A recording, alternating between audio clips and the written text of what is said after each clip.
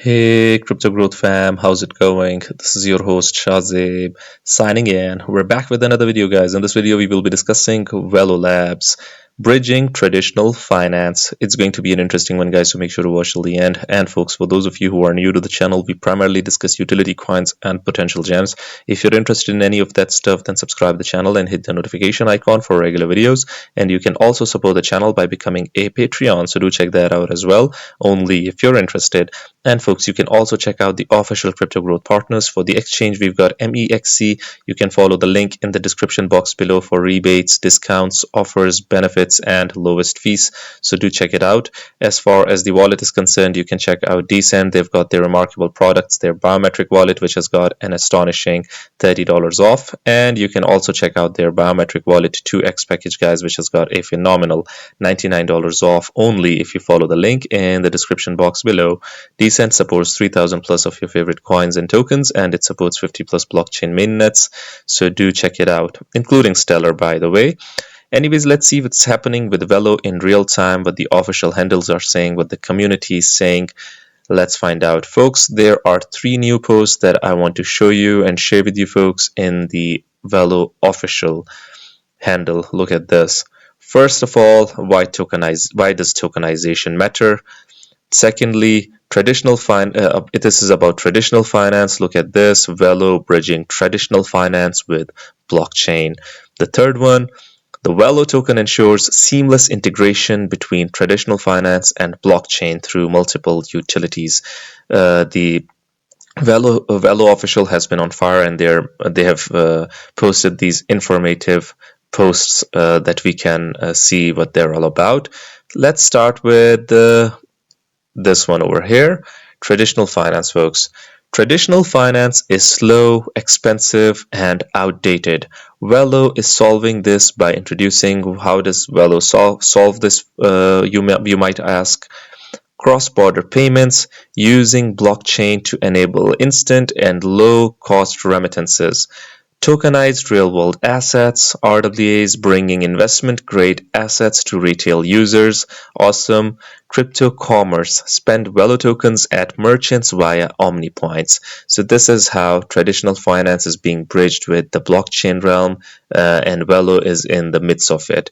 The IMF highlights how IMF, folks, is the International Monetary Fund, the epitome of finance globally, how blockchain can reduce remittance fees from 7% to below 3%. I mean, only 0.0, only a small percent is huge, only 1% is huge, and remittance fees can be reduced to below 3%. I mean, this is huge, saving billions globally. These billions can go to the underdeveloped sectors. They can go all across the board, folks. It can be really beneficial for the entire global financial landscape. Let me open this up. What is this publication over here? Look at this. MIC Duck says that Velo aiming to give traditional finance a run for its money. Cross-border payments without the usual headaches. Sounds like blockchain doing its job. Tokenized real-world assets could be a game of its own. Watching this space with interest. Talking about tokenization, we're going to be looking at the first post as well. These are interrelated posts, all the 3 of them. Let me share this. Okay, the page you requested was not found. I do not know why they have removed it. Anyways, you can see you can check out IMF's reports as well on remittances and how blockchain can reduce the remittance fees, because now these institutions, they're now involved in blockchain and their capabilities. They're interested in it, basically. Let me share the second post with you over here, talking about tokenization. We're now looking at this, that why does tokenization matter? Why does it matter? It democratizes access to investment grade assets, breaking traditional barriers. The barrier to entry is huge, and blockchain can certainly solve it. Security backed by regulated assets like BIRL, BlackRock's institutional fund. Liquidity enables fractional ownership. Fractional ownership means that any investor, be it small or huge or big, they can invest in it and get a percentage of that certain asset. If someone cannot invest in real estate as a whole, they can buy fractions of it, making high value investments more accessible. Obviously, different people's involved in it, then it is going to be really easy for the for investment purposes. It basically mitigates and curbs these different barriers to entries and a lot of that stuff.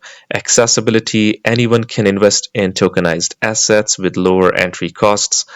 Like I told you folks, BlackRock's Biddle Fund is pioneering tokenized finance, a market project to reach $16 trillion by 2030. It can go even beyond this. I read it in a report, although the $16 trillion is the sweet spot that everyone is saying by 2030 we'll reach $16 trillion for tokenization, according to Boston Consulting Group.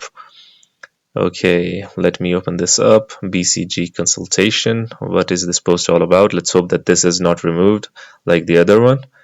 Okay, so this one also seems like I do not know what's the scene. Let me basically point this out that they should double check their posts, that they should be there. If not, they should remove this. I'll say this to the if anyone is from the Velo team, they should, if they watch this video, double check what you post over here, so that if they have if in the future someone removes it or the page has removed it, you should remove this link from this page over here as well. Velo is positioned to achieve greatness, tokenization's transformative impact. BlackRock's Biddle fund leverages blockchain for secure, regulated assets, enhancing liquidity and fractional ownership. Lower entry costs boost accessibility, projecting a $16 trillion market by 2030 per PCG. I think they have removed it. This is why MS is writing this. Velo's innovation signals finance's future. Mentioning BlackRock because I'm wondering if that means Velo will be working with BlackRock in the near future. If you have heard about Securitize, Securitize has ties with blockchain, with BlackRock, and in my opinion, Velo might be in somewhere down the line collaborating deeply with that. I saw somewhere Securitize somewhere in Velo posts as well, if I'm correct. This is getting old now. I'm starting to get just in sun vibes, a whole lot of chatter with no product to back it up. Been about 5 months now with these posts. Obviously, they might have been working behind the scenes, and they should be posting, in my opinion, regardless if they what they're doing behind the scenes. If they do not post it, I mean, there's going to be no engagement, and we won't know what Velo is all about, to be honest, and what it can achieve in the future.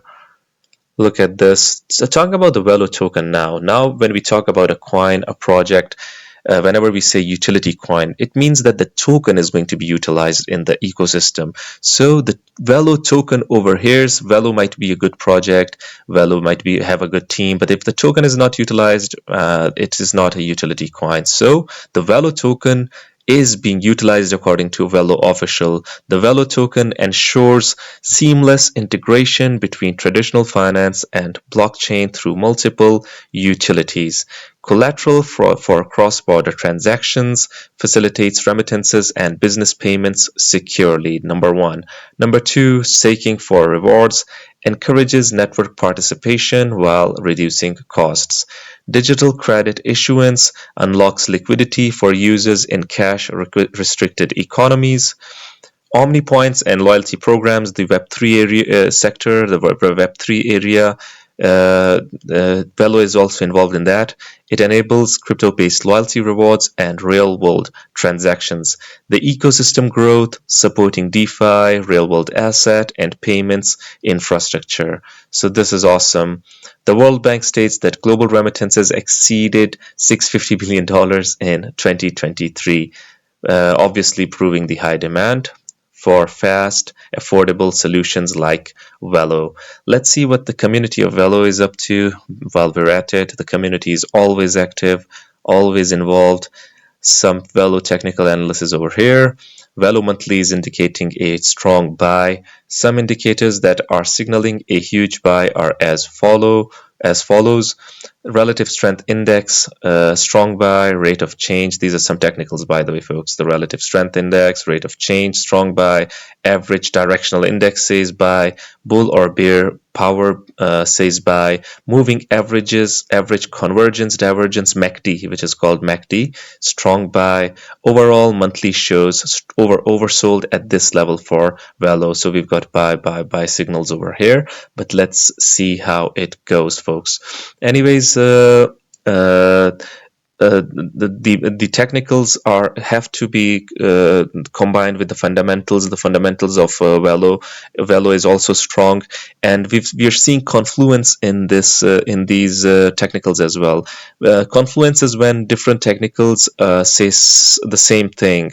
For instance, the moving averages are aligned with a strong support level. I mean, that is a confluence. So these are different confluences happening. So good post from Crypto Doctor over here. Okay, again, Crypto Doctor 2 hours ago, 0.014 to 0.015, almost 1.5 cents range was the bottom point for Velo. Now a breakout will happen once Velo surpasses 0.019. This will give momentum back to the chart. Volume is brewing slowly. The entire market has been red, folks. The entire market has been red, and now with the ongoing optimism with the Ripple, Solana, ADA news, market is reacting and momentum is starting to increase. Value to $1 this cycle. Look at this. If it happens, it is 58.59x from this point. Velo will hit anywhere between 20 cents and $1 this year. I mean, like I've told you guys, I'm a bit conservative when it comes to price action. I'm in it for the long haul. Even if it doesn't hit these levels this year, I'm fine with the gains that it has given in the previous rally, because it has basically killed a zero, and it is in this point. It cannot go on vertically forever, folks. People always, whenever the price dips, they comment that yeah, it isn't rising. I mean, what asset, even real estate? I've seen real estate in throughout the globe. I've seen the rates, they have fallen, they have plummeted from, I think, last 2 to 3 years. The real estate has been affected throughout the globe, most of the countries throughout the globe, folks. So not just only this asset class. No asset class can go up forever. This we should be. We've been spoiled with memes and all of this different stuff. That why aren't we getting 1000x in a 6 month or in one month? I mean, that is not how it goes. That is not how mature investment goes. This is look at this, the optimism. I do not know the legitimacy of this post, but you guys can check this out. This seems like the real Donald Trump, and obviously BTC and Ethereum as other valuable currencies will be at the heart of the reserve. I also love BTC and Ethereum. A US crypto reserve will elevate this critical industry after years of corrupt attacks by the Biden administration, which is why my executive order on digital assets directed the Presidential Working Group to move forward on a crypto strategic reserve that includes XRP, Solana, and ADA. I will make sure the US is the crypto capital of the world. We are making America great again.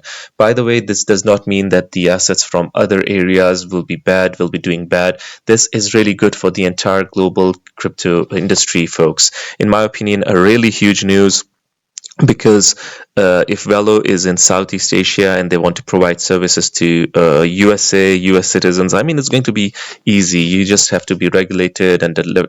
I think that this is a really huge step for the entire industry as a whole.